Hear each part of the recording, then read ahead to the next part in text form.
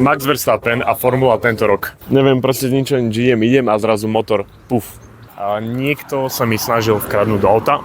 Možno si radšej odcvičím v M-gyme ako v Arsenali. Mal som veľké očakávania, myslel som si, že to bude jedno z najlepších fitiek na Slovensku. Meno fitka prevyšuje kvalitu. Dobre, Janko.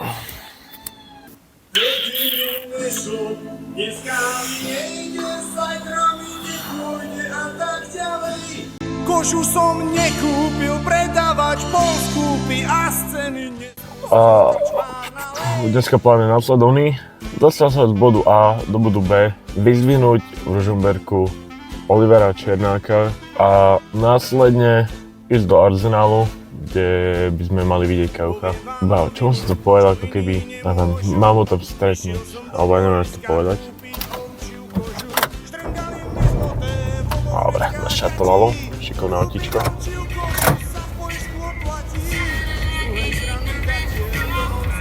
Takže tak, asi pomaly možno aj nejak natočiť cestu, ale vidíme sa až tam. Sušili na voľákom Prahu, žiadnu som nekúpil, nemal som odvahu. Vtedy mi nešlo, dneska mi nejde, zajtra mi nepôjde a tak ďalej. Kožu som nekúpil, predávač. Fú, dobre, som na nejakom odpočívadle pred Banskou Bystricou, lenže je tu taký malý problém. Mne sa auto z nejakého dôvodu pustilo do nejakého ochranného režimu, alebo jak to povedať, úsporného. Neviem, proste nič idem a zrazu motor, puf, nemá ťah, prišiel som o kone, ako keby som mal o 2 tony viac. Táto na 2, OK. Neviem, nedalo mi auto nad 120 na hodinu. A to som mohol tlačiť, ak som chcel, proste auto ma nepustilo. Neviem, nejaký úsporný režim sa mi tam hodil. Skúsim naštartovať a dúfam, že to už pôjde normálne, ale aj tak dobre sa ponaťahovať. To som si dal pauzu až do Nováloch, ale však dám tu na 2 minútky. Bohužiaľ, nechcene, ale musím. No a idem skúsiť to naštartovať, uvidíme, či to auto či pôjde. Keď hej, ideme ďalej, tam si taký malý snack a ideme ďalej.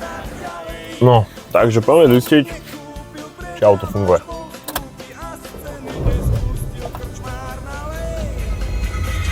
Proste ty musíš iba naštartovať, vypnúť, zapnúť svetlo a auto už ide. Vybánka. Kde to som? Rang 1, najhoršie mesto na Slovensku. Sme tu v Ružomberku a ja som myslel, že ja budem meškať do Ružomberka, lebo mal som problém s motorom. Musel som zastaviť na pumpe. Motor mi neťahal a na Nováloch som sa zasekol za jedným takým spomaleným týpkom. Takže som musel ísť také jemnejšie tempo a to jak točím proti slnku. Nemeškam ja, meška Oliver. Teda nie je Oliver, on za to nemôže, meška vlak mu. Klasika, vyjebané slovenské vlaky. Mal tu byť pred 10-12 minútami a príde o 10-15 minút, takže super. Musím si nájsť hajzel, treba mi šťať. Takže tak. Ja som sa bál, že či auto vôbec bude pojazdné dneska, lebo včera som dal 14 vriec v zemi a mal som z auta, že lowrider. A som lízal autom, že pneumatiky a mi to rozjebalo pružiny. Ale tak funguje mi to, dobre.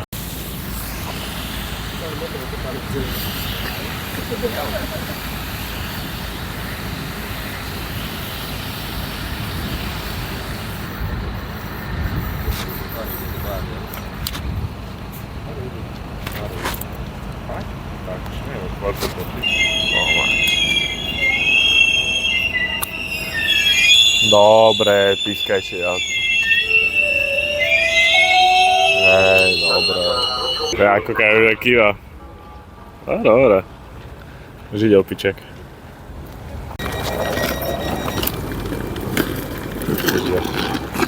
Ahoj. Ahoj Oliverko, teším ma.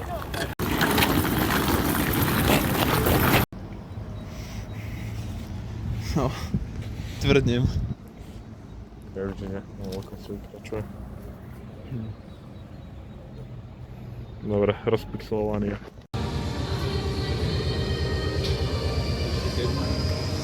Som si všimol, že toto fitkus primárne Hammer, Arsenaly Mám pocit, že niekde som to videl Life Fitness a nesom si ale možno aj Nautilus. A akože Hammer predkopy, že nenávidím. A že dám si Arsenaly, alebo asi Arsenal sú to, nie som si istý. Neviem, či Arsenaly, alebo Nautilusy. Ale nie sú dobré. Reálne musím robiť skôr Hammer, ty naozaj nemám tak. Lebo tam je problém to, že tuto na predkopy, tam není fixne stabilizované, ale jebe sa to. Kľudne môžeš prejsť. Rádi. Takže bohužiaľ skôr musím dať Hamry. Ale akože vďaka toto prekotine od Tangotu je to lepšie. A nie je to úplne na ono, potom má nastavené. Musím akože pochváliť na tomto fitku, keď kúkneš, on má pekne všetko, svoje miesto a tí ľudia to reálne že rešpektujú a ukladajú veci po sebe, krom Kajucha. Kajuch sa na to vyjebal nejako. Ale reálne keď kúkneš, všetko je pekne uložené, čo je fakt, že dole klobúk, ale potom tu je tento malý zmrt, čo je pekné, akože že tu upratuje, ale chudák Oliver chcel robiť ZLDL-ka a proste 3 minúty mu tam behal pod nohu, pokiaľ som ho nezobral a nedal do riti potom, akože sa vypol chudák. Neviem, či asi by som ho mal aj zapnúť, ale proste neviem, či to je nebezpečné vo fitku, keď takto beží popod nohy. Ale je tu proste upratané, tie vahy sú tam, kde majú byť a to je pekné na tom. Tak ja už si to idú upratať, šikovný chalan.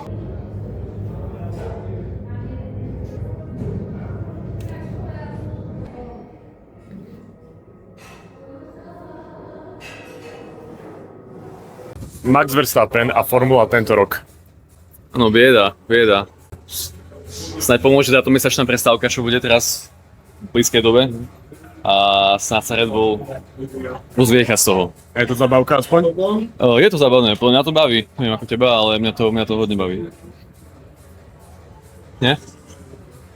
Akože to Ferrari ma baví, ak sa tam bijú navzájom, ale není to také intenzívne, by som povedal, ale užívam si to, len škoda Maxa, no. Mám väčšie emócie, keď Maxa bude vpredu, ako keby tam Russell a Ferrari.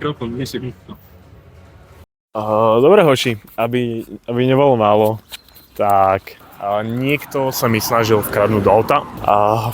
Sranda. Ideme z fitka s Oliverom a zrazu do Korán dvere spolujazca, ktoré som sa rozbehol a mal som notebook v aute. Ten mi nezmizol, celkovo mi nič nezmizlo, mal som 10 centov alebo 20 centov mám prevodovke. To tam ostalo tiež, takže ja neviem, niekto sa len učil do Sanady otvárať dvere s tým, že tie dvere sme na isto nemohli zabudnúť nechať otvorené, lebo tam parkovalo auto, takže to je proste nemožné, aby sme tie dvere nechali otvorené. A ja neviem, celkom sranda, ale nič mi nezmizlo a niekto sa snažil dostať do autička, takže taká sranda, no. Ale všetko je v pohode na šťastie, ale volal som políciu, musíme aj tak počkať, uvidíme, čo povedia Fizli na to, ale tak škoda nebola napachaná, ale kľúčka funguje normálne.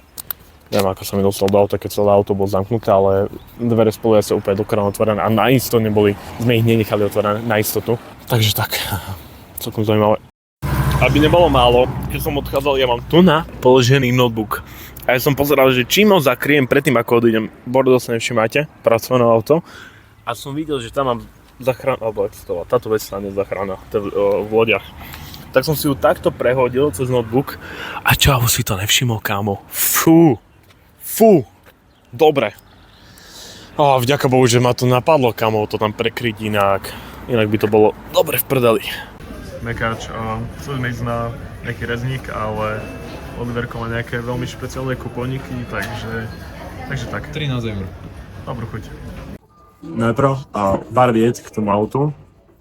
Z auta asi nič nezmizlo, volali sme Fizlov s tým, že máme čakať. Po 20 minútach som tam zavolal, kde sú, že nejak to trvá. Po 20 ďalších minútach som povedal, že mám v piči, idem domov. Takže som išiel domov. A boli sme hladní jak diel, že už ideme čakať vonku zima a nebudem mať naštartované auto, že mi to chápe, že by som sa vyhral v aute. A som povedal, že mám v riti, že idem hned.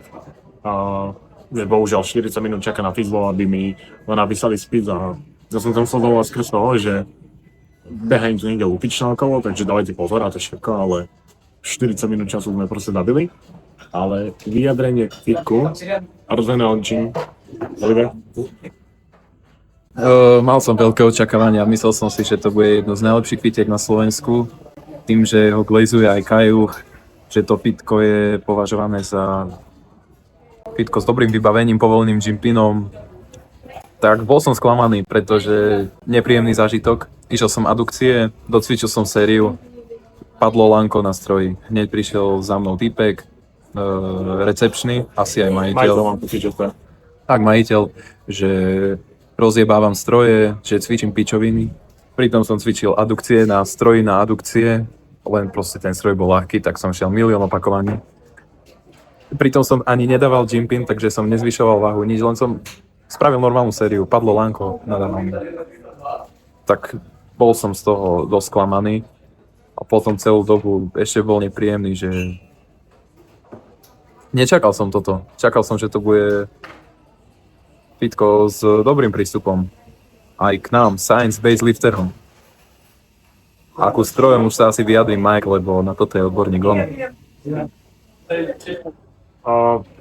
Takže musím povedať na rovinu, takže ľudia mi tam boli príjemní, nie tak, že mi to nejak vadilo, že tam boli nejaké mamičky alebo také influencerské fitko, alebo proste, že je rozdiel, že keď prídeš do Blavy, do nejakého fitka, že tam je určití ľudia, ktorí nie sú najpríjemnejší, ale celkovo ľudia tam boli dosť v pohode, poriadok tam bol, stroj na každý jeden sval, tam je proste všetko, čo potrebuješ, sa tam dá nájsť, ale musím povedať, že meno fitka prevyšuje kvalitu. Určite to fitko je nejaké veľké, len skrz toho, že napríklad Dávid im robil video na TikTok a chodí tam Dávid a proste verejne aj rozprával o tom, že chodím do tohto fitka, lebo mi tam dovolia jumpy. Čo je pravda, ale nedovolia na každý stroj. Iba na niektoré stroje. A popravde neviem, na ktoré iné stroje. Podľa mňa adukcie sú také, že prvý stroj, na ktorý ti väčšinou treba jumping a tam to nie je povolené.